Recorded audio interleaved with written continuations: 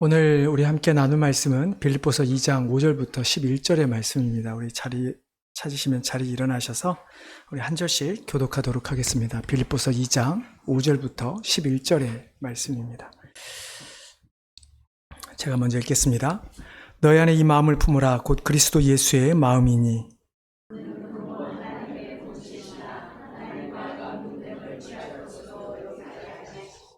오히려 자기를 비워 종의 형체를 가지사 사람들과 같이 되셨고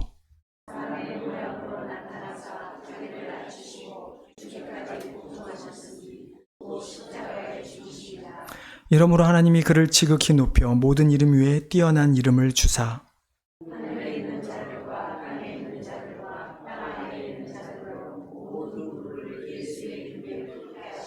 같이 읽겠습니다. 모든 입으로 예수 그리스도를 주라 시인하여 하나님 아버지께 영광을 돌리게 하셨느니라. 아멘. 이 자리에 앉아주시기 바랍니다. 제가 한 번 더 기도하겠습니다. 주님, 참으로 하나님 앞에 감사와 영광을 올려드립니다. 오늘도 우리로 예배 자리로 불러주시고 무엇보다도 예배 자리에서 우리에게 말씀을 통해 다시 한번 우리를 비춰볼 수 있는 시간을 주시니 감사를 드립니다.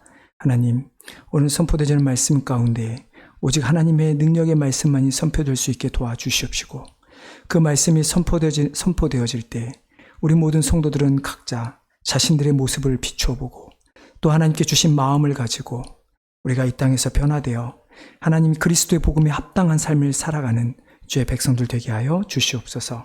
감사하며 예수님의 이름으로 기도하옵나이다. 아멘. 아직까지는 이 2장 우리가 5절 11절의 말씀을 하다 보니까 계속 앞부분을 좀 반복을 안 할 수가 없는 그런 상황입니다. 그래도 간단하게 말씀을 드리면 바울이 옥에 갇힌 것을 통해서 빌립보교의 성도들이 그에게 따뜻한 사랑의 모습을 전합니다. 그 모습에 바울은 그 빌립보교의 성도들에게 편지를 쓴 것이 바로 오늘 우리가 계속 보고 있는 빌립보서의 말씀입니다. 감옥에 갇힌 바울이지만 그러나 그 상황에서도 그는 힘들어하는 것이 아니라 기쁨으로 복음이 전파되는 것을 보며 또 빌립보교의 성도들이 그것을 위해 애쓰는 것을 보며 감사했던 그의 모습. 그래서 하나님 앞에 정말 내가 하나님과 함께하기를 좋지만 바라지만 그러나 그것이 아니라 하나님이 원하시면 내가 너희와 함께 있음으로 말미암아 너희들을 사랑하고 너희들을 세워주는 그런 일들을 하겠다라고 이야기를 합니다. 그러면서 바울이 빌립보의 성도들에게 권면하는 것 한 가지가 있다면 우리가 이미 오래전에 살펴봤죠. 그리스도의 복음에 합당하게 생활하라. 그리스도의 복음에 합당하게 생활하라. 그래서 우리가 지난 주일에 그 그리스도의 복음에 합당한 생활을 하기 위해서 우리가 가져야 될 내적 모습이 무엇인가에 대해서 간단히 나눴습니다. 그리스도 안의 권면, 사랑의 위로, 성령의 교제, 긍휼과 자비, 어떤 이런 것들을 우리가 가짐을 통해서 다툼이나 허영이 아닌 겸손한 마음으로 다른 사람을 나보다 낮게 여기고 자기 일만이 아니라 자기 일에도 최선을 다할 뿐 아니라 다른 사람의 일도 돌아보는 그런 자세가 되어야 한다라고 이야기를 했죠. 여러분 솔직하게 말은 쉽습니다. 우리가 눈으로 읽고 저도 이렇게 여러분에게 설교를 하지만 말로 하는 것은 너무 쉽습니다. 근데 우리가 어떤 모습이 과연 겸손한 마음으로 다른 사람을 낮게 여기는 모습일까? 제가 요즘에 우리가 찬양팀 9시 반에 모이면 연습을 하기 전에 말씀을 먼저 나눕니다.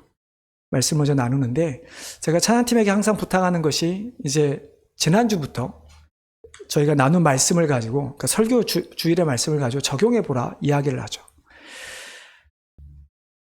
근데 우리가 나누라고 하지만 실제적으로 다른 사람을 나보다 낮게 여긴다라고 하는 그 모습을 정확하게 삶에서 적용하기란 쉽지 않습니다. 왜냐하면 우리는 다른 사람을 낮게 여긴다라고 했을 때 그저 무언가 내가 다른 사람보다 뛰어나지 못하기 때문에 그 사람이 어떤 사람이 나보다 지위가 높고 나보다 잘났기 때문에 우리는 인정하며 나아가는 것이지 실제적으로 내가 더 뛰어난데 내가 더 잘났는데 그 다른 사람을 나보다 더 뛰어나다 말하기는 쉽지 않죠. 그리고 우리가 또 립서비스라고 하죠. 입으로는 할 수 있습니다. 근데 정말로 우리가 다른 사람을 낮게 여기는, 다른 사람을 돌보는 삶이 무엇인지, 어떻게 해야 되는 건지는 사람마다 다 의견이 다릅니다. 자란 환경이 다르고 배운 것이 다르기 때문에, 경험한 것이 다르기 때문에 우리는 겸손히 다른 사람을 낮게 여겨라 라고 했을 때 솔직하게 어떻게 해야 하는지를 잘 모르죠. 특별히 요즘 제가 지난번에도 포스트 모더니즘 시대의 모습에 대해서 이야기했지만, 모든 사람이 자신이 원하는 대로 살아가는 시대이기 때문에 더더욱 자신을 낮게, 다른 사람을 낮게, 참 발음하기 어렵습니다. 다른 사람을 높게 여긴다라는 것이 무엇인지 아는 것은 결코 쉽지 않죠.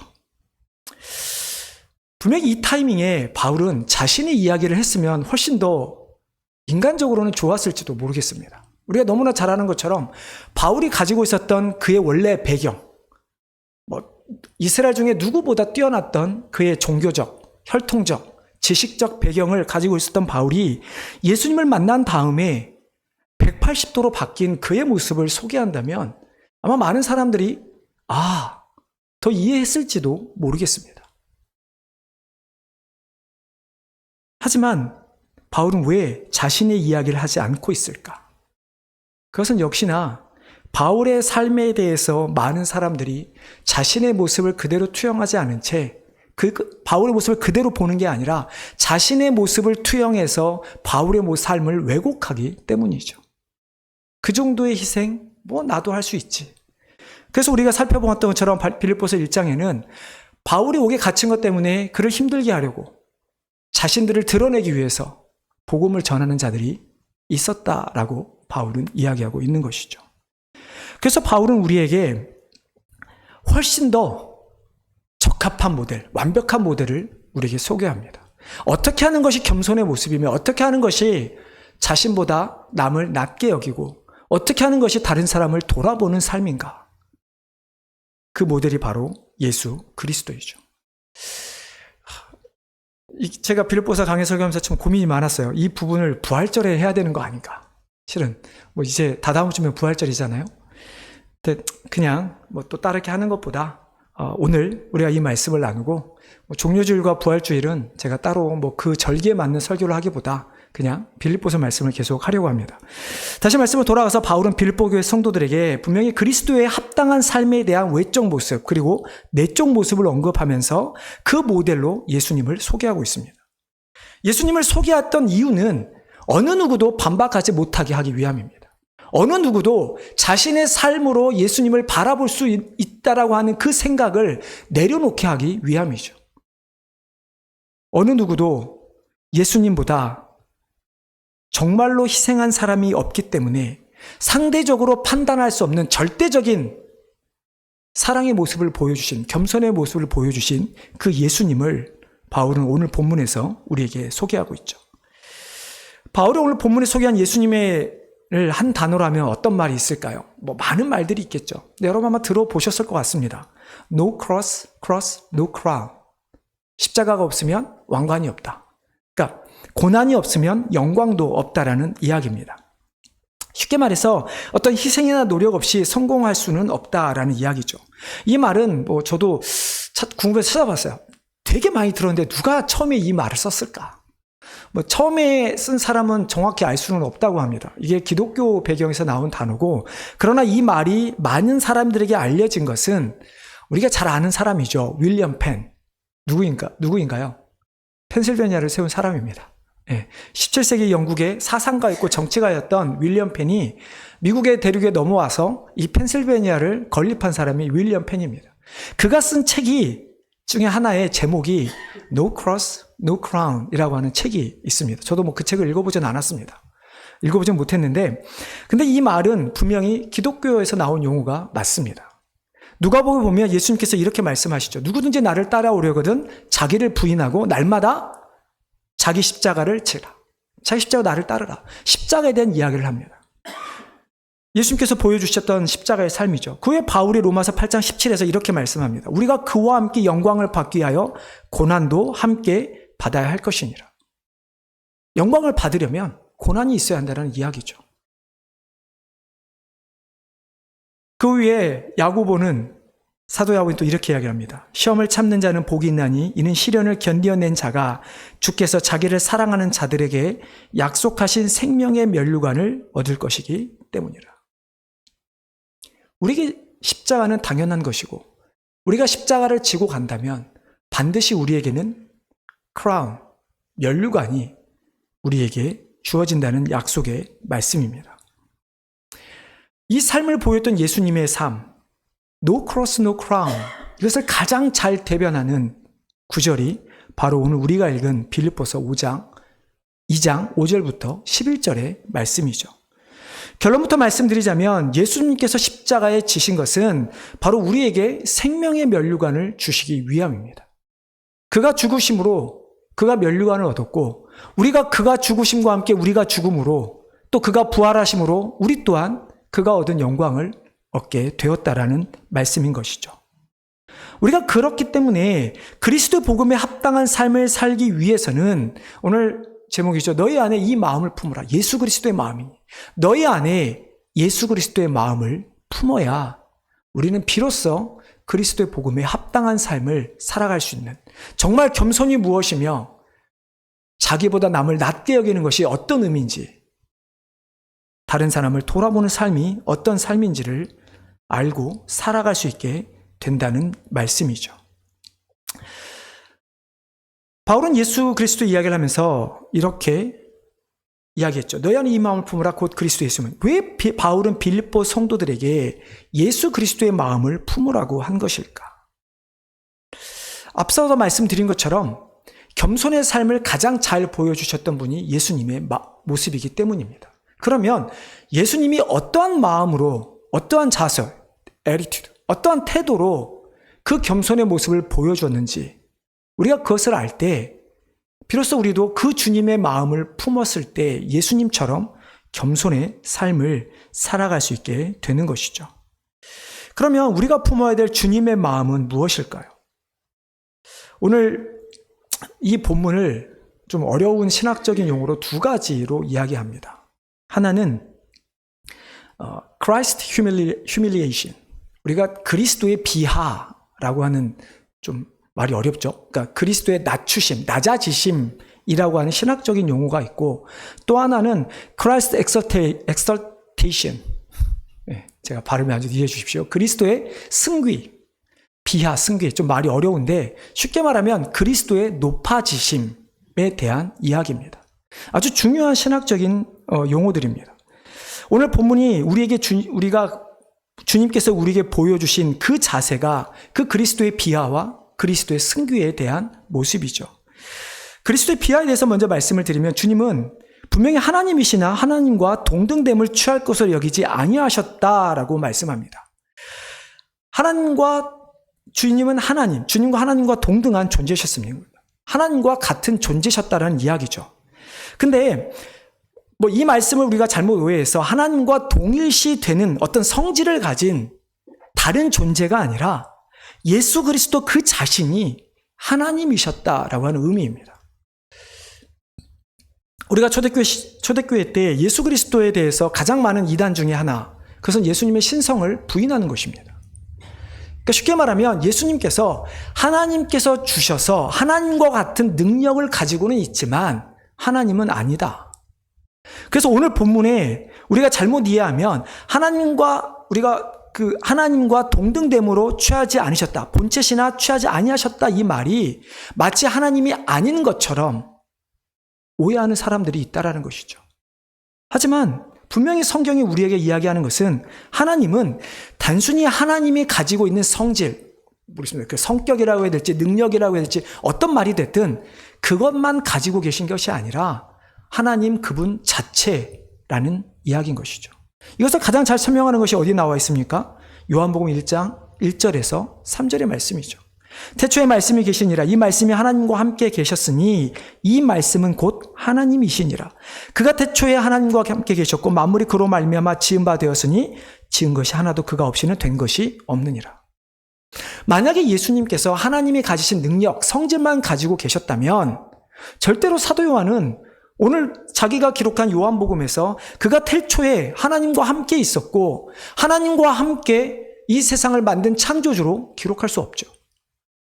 하지만 예수님이 하나님이시기 때문에 요한은 우리에게 태초부터 우리가 알 수 없는 어느 시점부터 하나님이셨던 존재로 존재하신 예수 그리스도에 대해서 우리에게 말씀하고 있는 것입니다.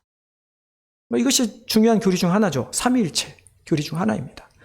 오늘 교리를 이야기하지 않은 것이기에 더 말씀드리지는 않겠지만 중요한 것은 예수님은 하나님이시다 라고 하는 전제입니다.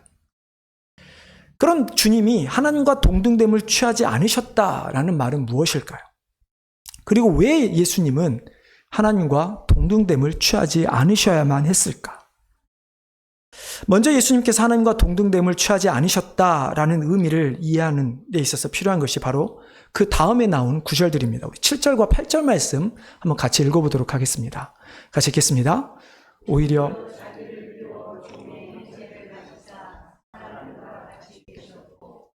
사람의 모양으로 나타나사 자기를 낮추시고 죽기까지 복종하셨으니 곧 십자가에 죽으심이라. 이 7절과 8절 말씀이 예수님께서 하나님과 동등됨을 취하지 않은 모습, 그리고 왜 그래야만 했는가에 대한 이유를 우리에게 말씀하고 있습니다. 하나님과 동등됨을 취하지 않으셨다라는 의미로 7절에서 사람의 몸으로 이 땅에, 사람과 같이 되셨다, 사람의 몸으로 이 땅에 오셨다, 즉 성육신 하셨다라는 것을 말씀합니다. 여러분, 사람으로 이 땅에 오셨다, 이것이 하나님과 동등됨을 취하지 않았다라는 말과 어떤 차이가 있을까요? 우리가 분명히 아는 것처럼 예수님은 이 땅에 성육신 하셨지만 그러나 하나님으로서 신성 또한 가지고 계셨습니다. 그러면 예수님께서 대체 자기를 비워 종의 형체를 가지고 사람들과 같이 되셨다라는 이 말이 어떤 의미로 우리는 생각을 해야 되는가? 먼저 자기를 비우셨다라는 말을 좀 이해해야 합니다. 자기를 비웠다. 그럼 한번 생각해 보십시오. 하나님이 자기 스스로 자기를 비운다라는 말이 뭘까요? 하나님의 신성을 내려놓는다는 이야기일까요? 아니면 하나님만이 가지신 고유의 능력, 영원 불멸이라든지 전지전능이라든지 이런 것들을 내려놓으신 것일까요? 만약에 그렇다면 신약 성경에 기록된 예수님의 모습은 자기를 비운 모습이 아니죠. 예수님은 전지전능한 하나님이셨습니다. 놀라운 능력을 베푸셨습니다. 분명히 하나님으로서 이 땅에 존재하셨습니다. 근데 자기를 비웠다는 말은 대체 그러면 무슨 의미일까요? 예수님께서 자기를 비우셨다라고 하는 이 말은 하나님으로서 마땅히 받으실 그 영광을 내려놓으셨다라고 하는 의미입니다. 그 주님께서 모든 인간들에게 받아야 마땅할 그 영광, 창조주로서, 우리의 구세주로서 받으셔야 될 그 영광을 이제 다 내려놓으시고 사람들과 같이 사람의 몸으로 이 땅에 오셨다라고 하는 이야기죠. 우리가 생각하기에 우리가 영광을 비운다라는 말이 조금은 와닿지 않을 수도 있습니다. 여러분, 쉽게 생각하면 이렇게 생각해 볼 수도 있을 것 같습니다. 내가 지금 누리고 있던 모든 위치, 다른 사람들로부터 받은 존경, 다른 사람들로부터 받은 그 많은 어떤 높임받은 그 모든 것들을 비운다는 이야기입니다. 그리고 우리식으로 표현하면 우리가 이미 사람이기 때문에 사람과 같이 된다는 표현은 어렵지만 우리가 예전 같으면 이런 거죠. 양반이 종으로, 노예로 떨어지는 것을 의미합니다. 그렇다고 신분이 바뀌는 것이 아닙니다. 어렵죠. 양반인데 양반의 신분을 잃어버린 것이 아니라 자기를 양반으로서 받을 그 권위를 내려놓고 노예처럼, 종처럼 살아간다는 의미입니다. 그렇다고 해서 몰락한 가문의 양반이 아니라 정말 여전히 대단한 권세를 가진 양반이지만 그 영광을 누리지 않고 내려놓겠다라는 것과 같은 이야기죠.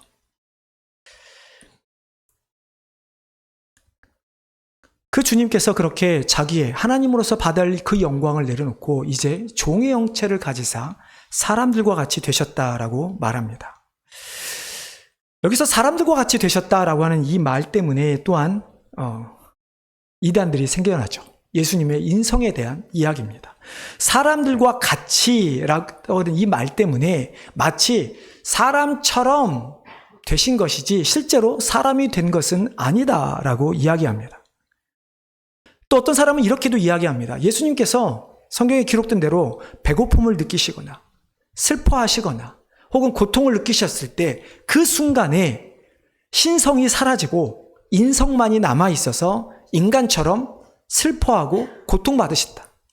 이렇게 이야기합니다. 여러분, 이것은 결코 맞는 이야기가 아닙니다. 예수님은 항상 하나님이신과 동시에 항상 인간이셨습니다. 분명히 예수님이 고난을 받으셨지만 죄인으로서 고난을 받으신 건 아니게 하나님이셨고, 하지만 인성을 가지고 계셨기 때문에 우리가 느껴야 될 고통을 그대로 당하셨다는 것이죠. 여러분, 이야기는 쉽지는 않지만 그러나 우리는 이것을 받아들여야만 하는 것이죠. 종의 형체를 가졌다 그래서 종만이 가진 외모가 있을까요? 그런 건 아니겠죠. 종의 형체를 가졌다라는 말은 무슨 의미입니까? 종, 노예. 우리가 종의 의미를 생각할 때 생각할 것은 누군가에 종속되어 있다라는 의미입니다. 누군가의 하나의 도구, 그 사람의 소유물로 있다라는 이야기죠. 본디 사람은 누구에게 속한 자들이 아니었습니다. 우리는 오직 하나님께만 속한 자들이었습니다. 그런 인간이 어떻게 됩니까? 죄를 지음으로 말미암아 인간의 소유권이 누구에게 넘어갑니까? 하나님에게서 사단, 마귀에게로 넘어갑니다. 그러면 사람의 모습으로 이 땅에 오셨다라고 하는 말은 결국은 사단의 종속된 자로 이 땅에 오셨다는 의미이죠. 여러분, 이게 말이 될까요? 예수님께서 아무리 인간의 모습으로 오셨지만 정말로 사단의 종속된 자로 이 땅에 오신 걸까요? 그런 것이 아니라 사람이라고 하는 그 자체가 사단의 종이이고 예수님은 그저 그 인간과 사단의 종의 모습인 그 인간의 모습으로 이 땅에 오셨다라는 것이지 사단의 종속된 자로 소유물로 이 땅에 오셨다는 이야기는 결코 아닌 것입니다. 인간의 어떤 종의 모습, 인간의 사단의 모습에 대해서 우리가 잘 아는 말씀이 에베소서 2장의 말씀이죠. 너희가 그때 허물과 죄로 죽었던 너희가 그때는 세상의 풍조를 따르고 공중의 권세 잡은 딸을 따르고 불순종의 아들들 가운데 역사하는 영에 따라 너희가 육체 욕심을 따라 지내는 사람들. 그 주님이, 하나님이셨던 주님이, 아무런 죄가 없었던 주님이 우리를 위해서 사람의 모양으로 이 땅에 오셨다라는 것이죠. 왜 그러셨을까요, 그러면? 종의 형체를 가지신 분은 아니지만 왜 그 모습으로 오셔야만 했을까요? 그것은 우리로 하여금 우리가 어떠한 자들인가를 깨닫게 해주기 위함입니다. 나중에 십자가에서도 한 번 더 말씀을 드리겠지만 우리가 예수님을 바라보면서, 인간을 바라보면서 정말 얼마나 추악한 죄인인지, 우리가 얼마나 악한 영에 이끌려가는 사람인지를 깨닫게 하기 위함이죠. 그리고 그 모습을 가지고 십자가에 달려 죽으신 것입니다. 그렇기 때문에 예수님께서 사람의 형태로 이 땅에 오셨다라고 하는 것은 사단의 노예가 아니라 우리와 같이 어떤 종의 형체를 통해서 우리에게 이 땅에서 너희들의 죄된 모습을 보여주고자 하는 그 모습, 죄인은 아니지만 죄인의 모습을 보여주고자 하는 그의 모습. 그렇기 때문에 바울은 그 예수님에 대해서 종의 형체를 가지사 사람들과 같이 되셨다라고 표현한 것입니다. 또한 여기에는 다른 한 가지 중요한 것이 담겨 있습니다. 바울은 굳이 왜 바울이 종의 형체를 라는 이 말을 넣었을까라고 생각했을 때 바울이 말하는 두 번째 중요한 것은 예수님이 비록 인간의 모습으로 오셨지만 우리 인간과는 구별된 존재로서의 모습을 보여주기 위함입니다. 우리 인간은 종의 형체, 사단의 종으로서 살아가지만 예수님은 그런 종의 형체인 사단의 종인 인간의 모습으로 오셨지만 인간과 구별된 자로서 사단에 속하지 않은 하나님께 속한 죄가 없는 분임을 우리에게 보이셨고 단지 사람의 몸으로 낮은 자의 몸으로 이 땅에 오셨다라고 하는 것을 보여준 것이죠. 그래서 조금 신학적인 용어로 맞지 않지만 그리스도의 비하라는 말이 사용돼 것입니다. 그러면 왜 주님은 그렇게 하나님과 동등됨을 취하지 않으셔야만 했을까? 그것은 8절의 말씀처럼 십자가에 죽기까지 복종하기 위함입니다. 예수님이 왜 십자가에 죽으셔야만 했습니까? 우리의 죄 때문이죠. 세상의 어느 누구도 우리 스스로조차도 해결할 수 없는 그 죄의 문제를 해결하기 위해서, 죽음의 문제를 해결하기 위해서 이 땅에 오셔서 십자가에 죽으셔야만 했습니다. 이 모든 것이 하나님의 뜻입니다. 상세전부터 죄를 범하여 죽어야 하는 인간을 구하기 위한 하나님의 계획인 것이죠. 그런데 왜 십자가에 죽으셔야 했을까요? 왜 굳이 십자가일까요? 오늘 제가 예전에 아마 저랑 세가족 공부를 하신 분들은 기억을 하실 겁니다. 피를 흘리기 위함이라고 말씀을 드렸습니다. 근데 꼭 십자가에 죽어야만 피를 흘리신 것일까요? 그 당시에 죽는 방법은 많이 있었을 거 아니에요. 근데 왜 하필 십자가였을까? 십자가 당시에 존재했던 죽는 우리가 처형의 방법 중 가장 비천한, 가장 불명예스러운 죽음의 방법이었기 때문입니다. 앞서서 예수님께서 바울이 예수님의 낮아지심을 설명할 때 종의 형체를 가지고 사람과 같이 되셨다라는 이 말 가운데 우리 인간의 죄가 얼마나 추악한 것을 깨닫게 하기 위하였다면 역시 십자가 또한 그런 인간이 마땅히 받아야 될 가장 불명예스러운 죽음으로 말미암아 우리가 당해야 될 죽음이 바로 그러한 죽음임을 알려주기 위함입니다. 우리는 정말로 항상 우리는 고백하죠. 하나님, 우리는 죄인입니다. 근데 우리가 얼만큼 죄인인지를 우리는 깨닫지 못합니다. 그저 남들보다 내가 죽을 만하지만 그래도 나는 저 사람보단 낫다라고 하는 그 생각. 내가 죽어야 되는데 왜 죽어야 되는지 잘 모르는 생각. 사람들. 그렇기 때문에 하나님은 인간의 몸으로 이 땅에 오셨고 가장 비참한 불명예스러운 십자가에서 죽임을 당하신 것입니다.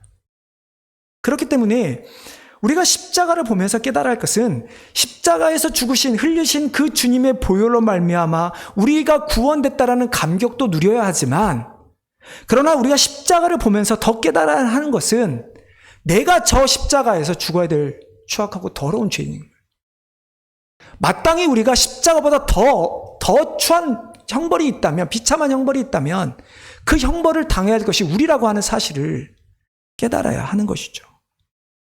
여러분, 그것이 십자가인 것입니다. 그것이 예수님께서 정말 우리에게 보여주신 가장 겸손의 모습인 것입니다.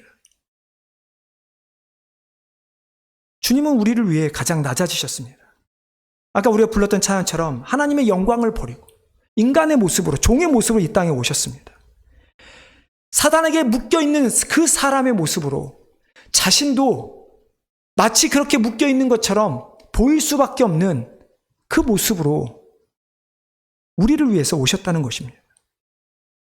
그리고 사람도 손가락질 당하고 놀림 당하고 죄수들조차 같은 죄수들에게까지도 손가락질 당하는 그 십자가형을 당하신 것이죠. 여러분, 감사한 건 이것이 끝이 아니죠. 하나님의 십자가에서 죽으신 주님을 그냥 내버려 두지 않으셨습니다. 부활하신 주님을 오늘 본문에 우리가 말씀처럼 지극히 높여 모든 이름 위에 뛰어난 이름을 주셨습니다. The name above all names. 그런 거겠죠. 수많은 이름들이 있고 그 중에 가장 높은 이름, 가장 존귀한 이름. 즉 자신 스스로 내려놓았던 하나님이 받아야 할 그 영광의 자리에 다시 예수님이 올라가셨다는 이야기죠. 그래서 어떻게 됩니까? 하나님께서 하늘에 있는 자들, 땅에 있는 자들, 땅 아래에 있는 모든 자들로 말미암아 그 주님 앞에 무릎 꿇게 하겠다. 무슨 이야기죠? 그냥 죄를 보면서 잘못해서 무릎 꿇는 이야기입니까? 아니죠. 가장 존귀한 자를 향한 경배의 표시. 무릎을 꿇어 그 하나님, 그 주님께 영광을 올려드리게 노리는 그 모습. 주님을 그 자리로 올리셨다라는 이야기입니다. 이것이 그리스도의 승귀, 높아지심에 대한 이야기죠.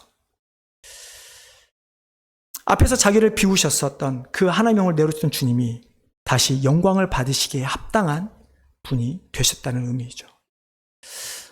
여러분, 이것이 우리에게 은혜가 되는 것입니다. 우리가 그 십자가에 죽으신 그 주님을 통해 우리가 또한 정말 우리 또한 처참한 죄인임을 깨닫게 되지만, 그러나 그 주님께서 영광에 부활하셔서 영광의 자리에 오르셨기에 우리 또한 언젠가 그 영광의 자리에 설 수 있게 된다는 이야기입니다. 물론 우리를 향해 모든 사람이 무릎 꿇고 경배하지는 않겠죠. 하지만 우리에게 있어서, 사람에 있어서 가장 큰 영광이 무엇일까요? 여러분이 가장 원하는 것 한 가지를 고르라 라고 한다면 무엇을 선택하시겠습니까? 그 말을 바꾼 것이 우리에게 가장 영광스러운 그 자리, 내가 내가 소유해야 할 가장 영광스러운 자리가 무엇일까? 그것은 죄인인 우리가 더 이상 죄인이 아니라, 죽음의 자리에 있는 것이 아니라 하나님과 함께하는 그 자리, 그것이 우리에게 영광된 자리인 것입니다. 주님이 죽으셔서 부활하심으로 말미암아 하나님께서 그를 높이셨기 때문에 우리가 그 주님을 믿기만 하면 하나님은 우리 또한 높여주시겠다는 말씀이죠. 여러분, 이 그리스도의 비화와 이 그리스도의 승리라고 하는 이것이 우리에게 은혜가 되는 것입니다.